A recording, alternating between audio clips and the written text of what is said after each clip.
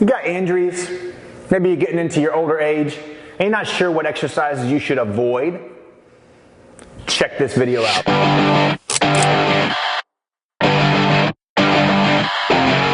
Hey, what's going on, guys? Tyler here from GarageWarrior.com.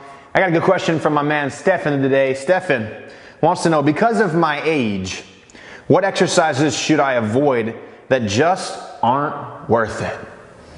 Man, that's a good question, right? Because with the rise of functional training, with high intensity intervals and cross training and all this crazy stuff that people are doing to get fit these days, we don't realize that there is a cost-benefit relationship between the exercises we do and the results we get.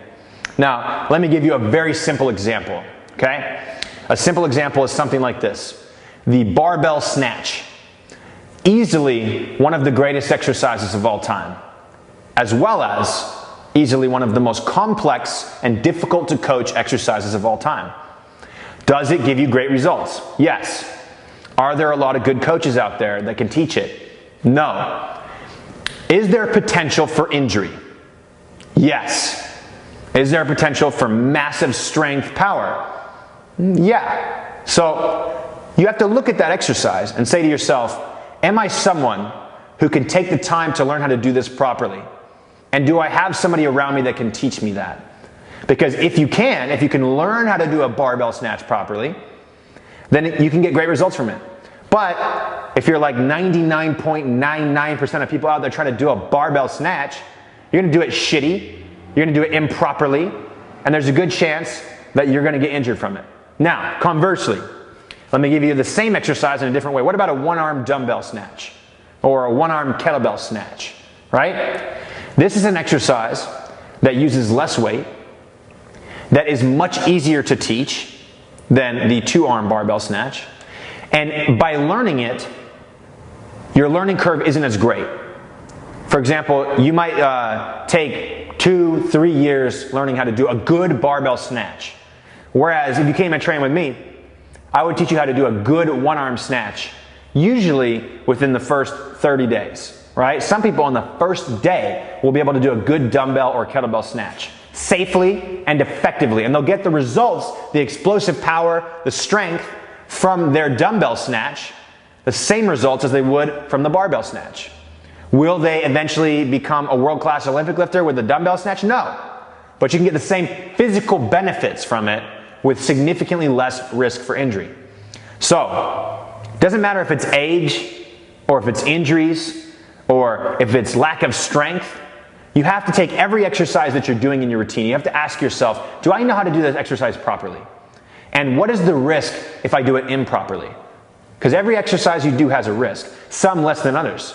To me, if somebody comes to me with injuries, if they're in their older age, if they want to look good, feel good, perform good, with the most minimal risk to injuries, I'm going to teach them how to do basic exercises.